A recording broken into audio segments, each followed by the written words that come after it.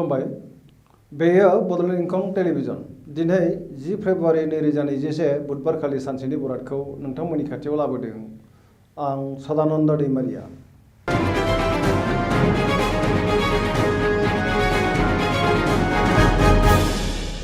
सिगां फरायथिनो लादों मेष राशि दिनैनि साना मोजां आरो गाज्रिनि गेजेरजों बाबेनलांगोन गोसोआव माबा मोनसे गोदान साननाय एबा मिजिं फैगोन माबा मोनसे मोननो हास्थायगोन गोसोखौ जोबोर गुलुं गुजुं मोनगोन मावनो लानाय खामानिखौ थि समाव मावफुंनो गोब्राब जागोन देहाया दिनै मोजाङै थागोन अब्लाबो जानाय लोंनायाव सांग्रां जानाया गाहाम बहानिफ्रायबा हरखाबै गाज्रि खौरां फैनो हागौ रांखावरियाव मोजां बेफार फालांगियावबो जोबोर मोजां होनजायो समाजाव गोबां मान मोनगोन गोसोनि लुबैनाया बांद्राय जागोन फरायसाफ्रा मोजां फिथाइ मोननो हागोन आरो फरायनायाव गोसो दुंगोन लाइमोनफोरनि गोसोआ जोबोर रमान्टिक जागोन आरो गावबा गावनि गोसोनि साननायफोरखौबो फोरमायलायनो हागोन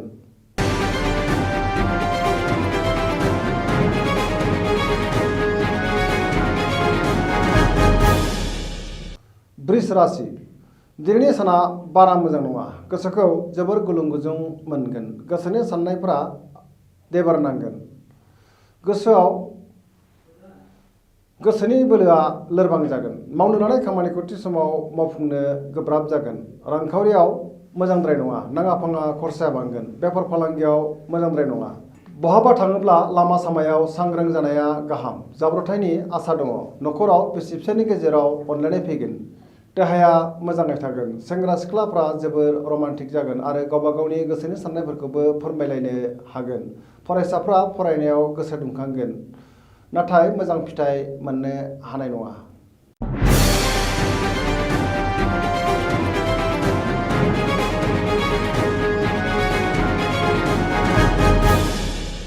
मिथुन राशि दिनैनि साना जोबोर मोजां गोसोखौ जोबोर गोजोननाय मोनगोन देहाया दिनै मोजाङै थागोन अब्लाबो जानाय लोंनायाव सांग्रां जानाया गाहाम रांखावरियाव मोजां मोननो गोनां धोनखौ दिनै मोननो हागोन बेफार फालांगियाव जोबोर मोजां होनजायो गोबां मुलाम्फा मोननो हागोन न'खराव बिसि फिसायनि गेजेराव अनलायनाय फैगोन बिदा फंबायजों मोजां सोमोन्दो थागोन समाजाव गोबां मान मोनगोन गोसोनि बोलोआ बांगोन मावनो लानाय खामानिखौ थि समावनो मावफुंनो हागोन गुबुनजों गोरोबनानै थानो रोंगोन बिदा फंबायजों अनजासो गारगोन बिमा बिफानि अननाय आरो बोरखौ मोनगोन लाइमोनफोरनि गोसोआ दिनै जोबोर रमान्टिक जागोन आरो गावबा गावनि गोसोनि साननायफोरखौबो फोरमायलायनो हागोन फरायसाफ्रा फरायनायाव गोसो दुंगोन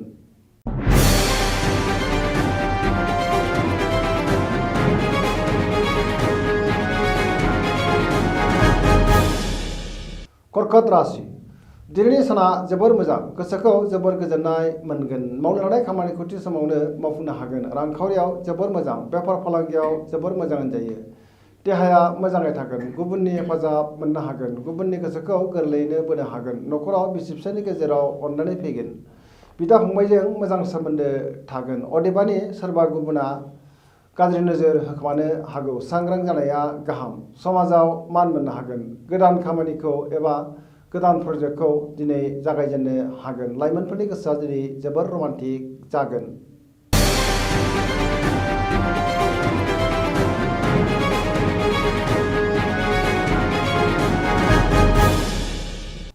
सिंह राशि दिनैनि साना जोबोर मोजां गोसोआव गोग्गो आरो मोजां साननाय फैगोन गोसोखौ जोबोर गोजोननाय मोनगोन मावनो लानाय खामानिखौ थि समावनो मावफुंनो हागोन सोरबा लोगोनिफ्राय थोजासे हेफाजाब मोननो हागोन रांखावरियाव जोबोर मोजां बेफार फालांगियाव मोजां मुलाम्फा मोननो हागोन गोसोनि साननायखौ गुबुननो फोरमायनो हागोन न'खराव खुसि आरो गोजोनै थानो हागोन गावजों गाव गोरोबनो रोंगोन बहाबा थाङोब्ला सांग्रां जानाया गाहाम जाब्रबथायनि आसा दङ लाइमोनफोरनि गोसोआ जोबोर रमान्टिक जागोन आरो गावबा गावनि गोसोनि साननायफोरखौबो फोरमायलायनो हागोन फरायसाफ्रा फरायनायाव मोजां फिथाइ मोननो हागोन आरो गोसोबो दुंगोन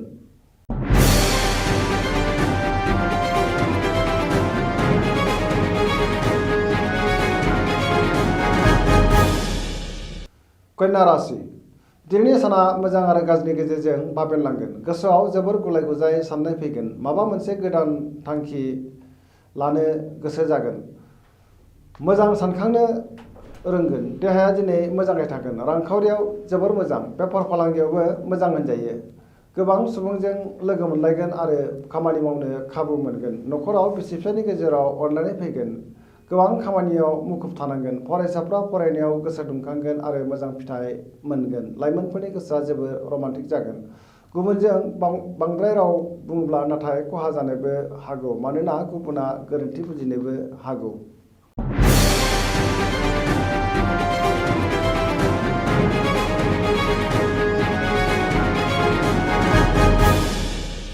तुला राशि दिनैनि साना जोबोर मोजां। गोसोखौ जोबोर गोजोननाय मोनगोन। गोसोनि बोलोआ बांगोन। गोसोनि साननायफोरा जाफुंगोन। मावनो लानाय खामानिखौ थि समावनो मावफुंनो आरो गोरलैयैनो मावनो हागोन।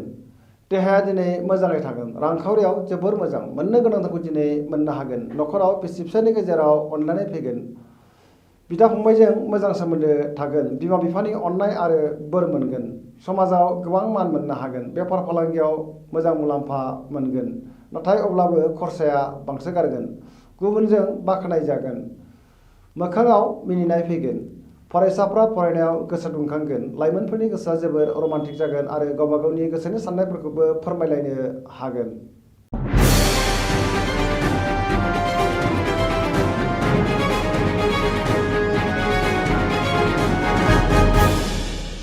वृश्चिक राशि दिनैनि साना बारा मोजां नङा। गोसोखौ जोबोर गुलुं गुजुं मोनगोन। मावनो लानाय खामानिखौ थि समाव मावफुंनो गोब्राब जागोन। गोसोनि साननाया देबार नांगोन। गोसोनि बोलोआ लोरबां जागोन। समाजाव अदेबानि मान मोननो हागोन। न'खराव बिसि फिसायनि गेजेराव अनलायनाय फैगोन। रांखावरियाव जोबोर मोजां। बेफार फालांगियावबो गोबां मुलाम्फा मोननो हागोन। देहाया दिनै मोजाङै थागोन। गुबुननि थाखाय जेंनायाव गोग्लैनांनो हागौ। सांग्रां जानाया गाहाम। बहाबा थांनो एबा दावबायहैनो खाबु मोनगोन। लाइमोनफोरनि गोसोआ जोबोर रमान्टिक जागोन आरो गावबा गावनि गोसोनि साननायखौबो फोरमायलायनो हागोन। फरायसाफ्रा फरायनायाव मोजां फिथाइ मोनगोन।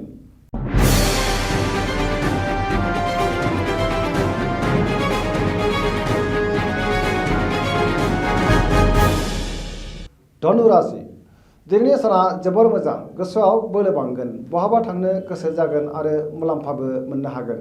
मावनो लानाय खामानिखौ थि समावनो मावफुंनो हागोन। गोसोनि साननाया जाफुंगोन। रांखावरियाव जोबोर मोजां। मोननो गोनां धोनखौ दिनै मोननो हागोन। बेफार फालांगियाव जोबोर मोजां मुलाम्फा मोनगोन। समाजाव मान बांगोन। देहाया दिनै मोजाङै थागोन। न'खराव अनलायनाय फैगोन। बिमा बिफानि अननाय आरो बोर मोनगोन। सेंग्रा सिख्लाफ्रा गावबा गावनि गोसोनि साननायफोरखौबो फोरमायलायनो हागोन। गोसोआबो जोबोर रमान्टिक जागोन। फरायसाफ्रा फरायनायाव गोसो दुंखांगोन आरो मोजां फिथाइ मोनगोन। गुबुननि हेफाजाब मोननो हागोन। गोसोनि साननायफोरा फारि फारि जाफुंजोबगोन।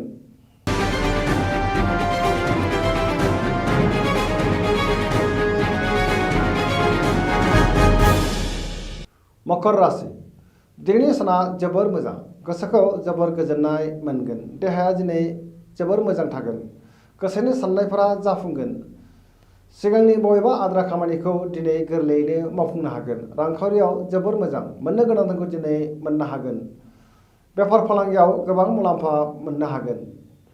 सोरबा लोगोनि हेफाजाब मोनगोन। गोब्राब खामानिखौ मावफुंनो हानानै गोसोखौ जोबोर गोजोननाय मोनगोन। गोदान खामानि मावनो एबा जागायजेननो हागोन। न'खराव बिसि फिसायनि गेजेराव अनलायनाय फैगोन। बयजोंबो गोरोबनानै थानो रोंगोन। गुबुननि गोसोखौ गोरलैयैनो बोनो हागोन। सेंग्रा सिख्लाफ्रा गावबा गावनि गोसोनि साननायफोरखौ फोरमायलायनो हागोन आरो गोसोआ जोबोर रमान्टिक जागोन। फरायसाफ्राबो फरायनायाव गोसो दुंखांगोन आरो मोजां फिथाइ मोनगोन।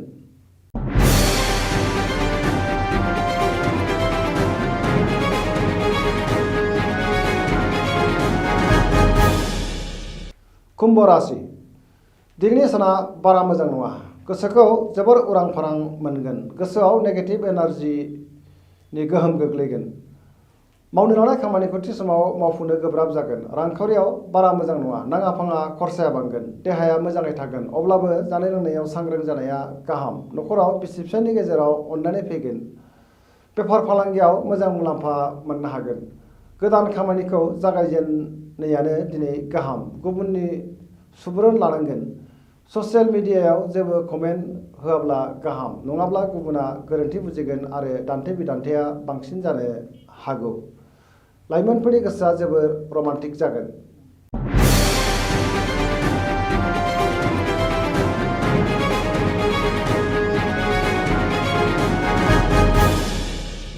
मीन राशि दिनैनि साना जोबोर मोजां गोसोखौ जोबोर गोजोननाय मोनगोन गोसोनि बोलोआ बांगोन देहाया दिनै मोजाङै थागोन अब्लाबो जानाय लोंनायाव सांग्रां जानाया गाहाम रांखावरियाव जोबोर मोजां बेफार फालांगियाव मोजां मुलाम्फा मोननो हागोन न'खराव अनलायनाय फैगोन अदेबानि सोरजोंबा रायखोमा जानोबो हागौ गुबुनजों बांद्राय राव बुङोब्ला गोरोन्थि बुजिजागोन सिरि थानायानो गाहाम लाइमोनफोरनि गोसोआ जोबोर रमान्टिक जागोन आरो फरायसाफ्रा फरायनायाव गोसो दुंखांगोन